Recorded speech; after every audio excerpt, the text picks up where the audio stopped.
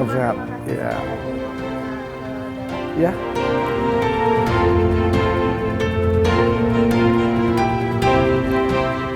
Oke, saya boleh kamu jam berapa aja? Saya betah. Ya, yuk, makasih.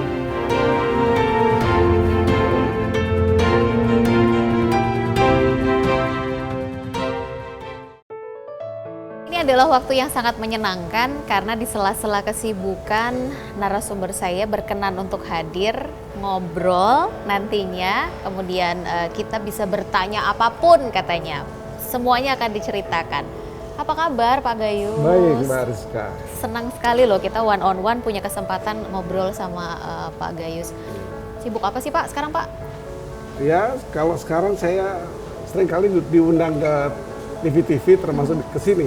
Tapi kesibukan rutin saya mengajar. Masih ngajar ya Pak ya? Setelah saya tidak lagi menjabat sebagai hakim, ya saya mengajar kembali ke kampus, back to kampus. Back to kampus. Tapi kalau ngajar itu berarti memang juga bisa merefresh kembali ya Pak ya? Mengingat kembali apa yang pernah kita pelajari. Iya, mengajar itu juga belajar. Ya. Jadi kita bertambah ilmu. Semakin kita mengajar, semakin tahu bahwa betapa kurangnya kita terhadap satu ilmu itu. Apa menurut Bapak kira-kira yang paling menyenangkan gitu selama mengajar? Ya, mengajar sekarang bagi saya kalau di masa pandemi ini agak kurang lengkap karena tidak ketemu langsung, jadi saya tidak mengerti. Virtual ya Pak ya? Ya, virtual itu maksud sedang apa sih sebenarnya, kadang-kadang mukanya ada tapi sungguhnya apa yang dilakukan kita tidak tahu. Sehingga seringkali ya kita mengingatkan untuk memperhatikan. Yang menarik dari Pak Gayus ini sebenarnya tidak pernah suka dikulik tentang pribadi, tidak pernah suka untuk ngobrol secara personal. Tapi ini agak surprise saya karena beliau berkenan begitu ya untuk bercerita apapun katanya. Boleh tanya saya apapun, saya akan jawab semuanya. Gitu Pak? Iya, iya. Baik, kita tahu bahwa Pak Gayus kan mengawali karir pasti dari seorang advokat ya Pak ya, gitu. Berjalan di jalur hukum seperti itu. Apa yang membuat Pak Gayus tertarik dengan advokat? Saya mengawali karir saya di bidang hukum ini sebagai advokat tahun 1982. Mungkin belum. Wah, saya belum lahir. Belum lahir. Iya, 82 saya sudah mulai sebagai asisten. Ketika itu menjelang saya lulus ya saya sebagai asisten ya. Kalau sekarang istilah magang. Saya magang di sebuah kantor senior, Bapak B.J. Abraham itu ada di Jalan Sudirman kalau sekarang ya. Itu tahun 80-an itu. Kemudian saya lulus dan bergabung dengan kantor itu mungkin beberapa tahun, kemudian saya mendirikan kantor sendiri. Apa yang membuat Bapak tertarik Pak dengan dunia hukum? Hukum ini memang sangat menarik. Dulu saya pernah mencoba di fakultas kedokteran ya. 2 tahun. Tetapi ternyata dunia hukum yang lebih tantangan. Hidup ini tidak bisa lepas dari aturan. Oleh karena itu saya sadar bahwa hidup ini akan diatur oleh hukum. Yaitu aturan-aturan sesuai dengan ketika apa kita akan berkaitan dengan ketentuan. Seperti itu. Jadi sepanjang hidup ya. Bahkan katanya dari lahir kita sudah mengenal hukum ya. Akte sebagai bentuk administrasi, hukum, data, dan sebagainya. Sampai kita meninggal juga nanti diatur juga secara hukum di mana dimakamkan dengan cara apa dan kemudian aturan-aturan menjadi akte kematian itu semua memang hidup ini seperti itu. Artinya secara tidak kita sadari hukum itu melekat gitu ya sebenarnya dalam kehidupan kita sehari-hari. Iya, dan hukum itu kan abstrak, tidak kelihatan. Tapi dia punya power yang besar sekali. Karena dengan hukumlah seorang itu bisa dimiskinkan kalau dia punya utang sehingga tidak hukum memandang dia harus punya kewajiban membayar dengan paksa. Kemudian hukum juga mengatur keluarga sampai dengan perceraian dan sebagainya. Bahkan hukum juga mengatur orang ini dihukum mati secara paksa. Artinya menghilangkan nyawa orang pun oleh hukum yang abstrak itu. Tapi powernya tinggi sekali. Jadi memang orang kalau memegang hukum atau memahami hukum itu sudah lebih berhati-hati sebenarnya dengan pelanggaran yang adanya satu kekuatan atau power yang rigid ya di sepanjang kita. KUHP itu sebagai lex generalis itu atau aturan yang general itu mengatur 570-an pasal. Nah, di dalam pasal itu semua larangan dan ancaman pidana. Iya. Itu sekedar kita mengenal hukum. Jadi itulah rigidnya hukum itu menjadikan hidup ini harus tahu apa yang boleh dilakukan, apa yang tidak boleh dilakukan. Pak, mohon izin. Ada yang selalu yang berkomentar bahwa hukum itu bisa dibeli. Ya, itu salah satu cuatan masyarakat kalau hukum itu tidak ditata dengan baik, tidak dilakukan dengan sebagaimana mestinya. Tentu akan timbul seperti itu.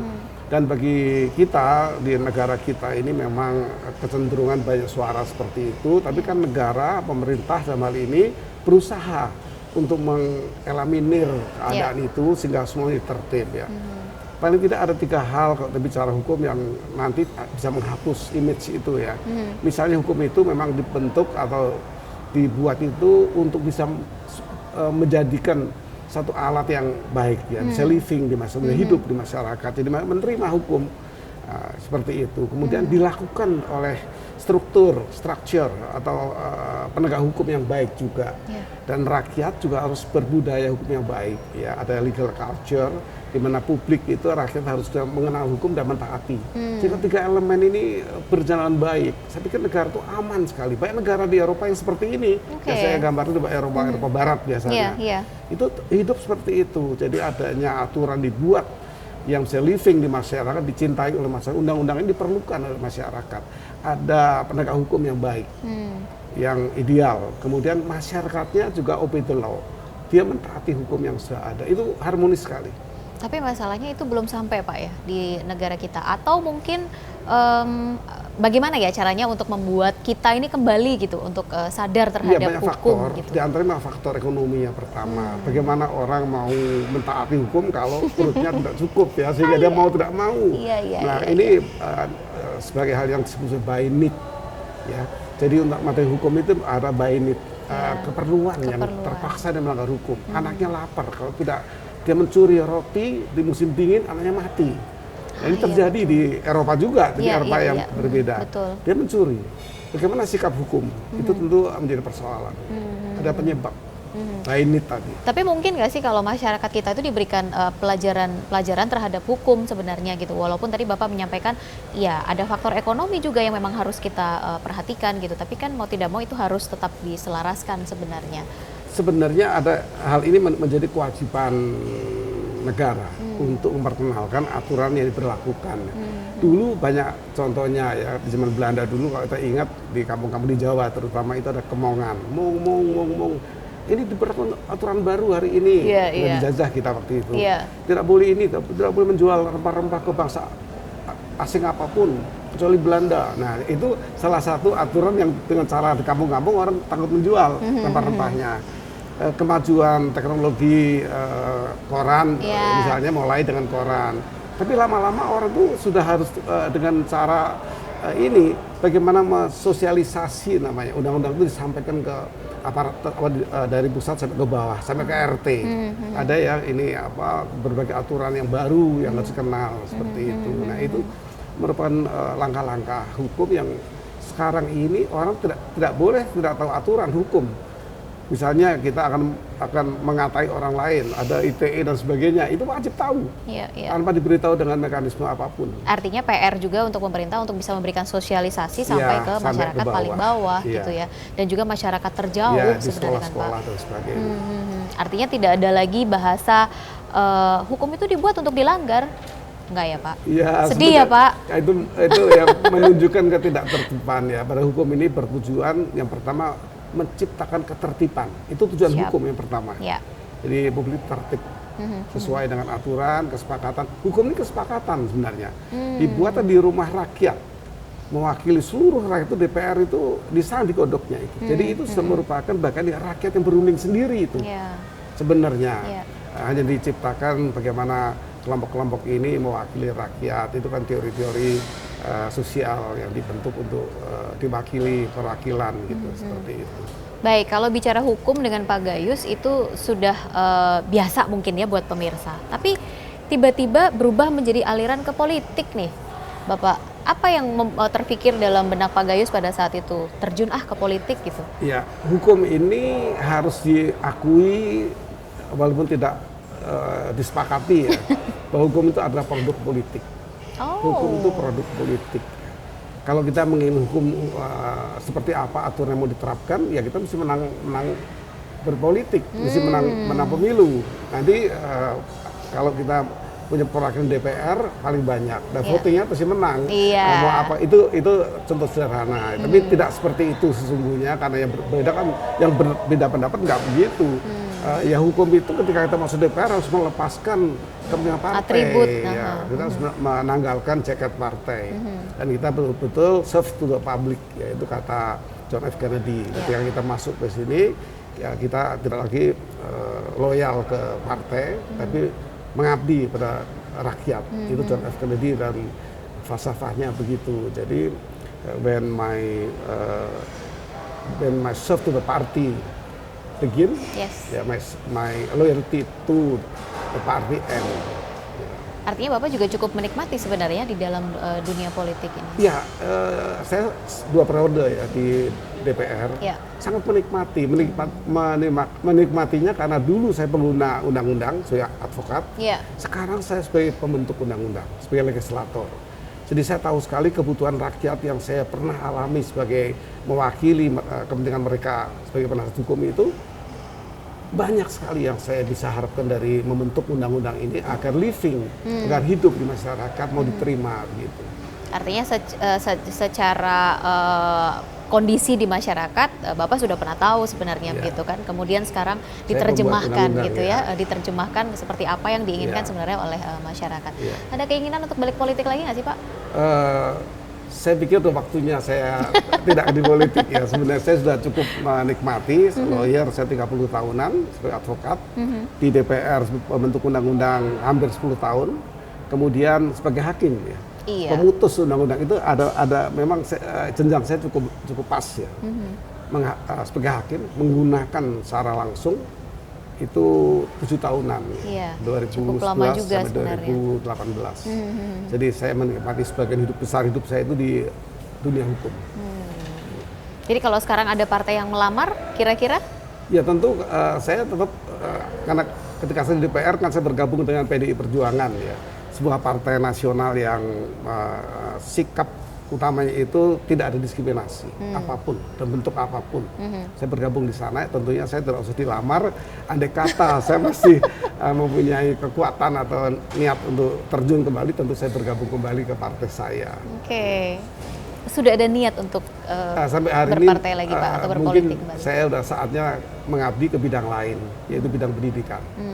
Jadi karena saya juga pernah memimpin sebuah universitas sebagai rektor ya tahun 2002 sampai 2007 semestinya. Tapi karena di DPR dilarang untuk mengemban tugas pendidikan itu sebagai struktural, dekan maupun rektor, jadi saya harus berhenti.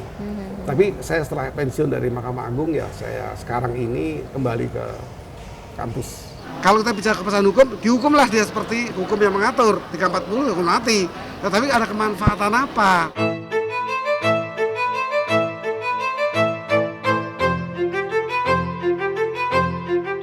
Gayus Lumbun mengawali karirnya sebagai seorang advokat. Berbagai kasus dari klien perusahaan papan atas pernah ditanganinya. Hal ini menandakan dirinya sebagai advokat yang berhasil. Pada tahun 2002, Gayus Lumbun lulus dengan predikat cum laude di Universitas Indonesia sebagai doktor ilmu hukum. Di dunia pendidikan, Gayus Lumbun aktif mengajar sebagai dosen hingga menjadi guru besar ilmu hukum administrasi negara FISIP Universitas Indonesia dan Fakultas Hukum Universitas Krisnadwipayana. Itu mekanisme yang tidak diatur. Gayus Lumbun sempat merambah dunia politik dengan bergabung bersama Partai PDI Perjuangan. Gayus terpilih menjadi anggota DPR RI periode 2004 sampai 2009 dan 2009 sampai 2014. Namanya mulai dikenal publik selama berkiprah di Senayan. Terbilang cukup populer, Gayus Lumbun kemudian duduk sebagai Wakil Ketua Badan Kehormatan DPR RI pada tahun 2004 sampai 2009. Dan Ketua Badan Kehormatan DPR RI pada tahun 2009 sampai 2010. Tak hanya itu, Gayus Lumbun juga dikenal aktif di berbagai pimpinan panitia khusus, diantaranya menjadi Wakil Ketua Pansus Hak Angket Bank Senturi. Karirnya semakin cemerlang saat ia terpilih sebagai Hakim Agung pada tahun 2011. Gayus Lumbun memegang teguh prinsip bahwa setiap orang ada masanya. setiap masa ada orangnya. Ia selalu memberi semangat kepada mahasiswa atau generasi muda untuk maju terus dan berprestasi. Wow, back to kampus gitu ya, belajar lagi, memahami lagi gitu kan, kaitannya balik lagi ke dunia hukum berarti ya Pak ya? Iya, bidang hukum. Bidang hukum ya pelajarannya. Pak, nanti kita boleh lanjut lagi ya Pak ya ngobrol-ngobrolnya karena ada beberapa statement Pak Gayus ini yang mencuat gitu ya di media, baik itu media online maupun juga di media televisi kaitannya dengan kasus-kasus hukum yang belakangan terjadi, ada drama yang belakangan terjadi, drama hukum. Nanti boleh kita ngobrol soal itu ya Pak ya. Ada skenario ternyata yang diketahui oleh Pak Gayus, membuat skenario nya seperti apa?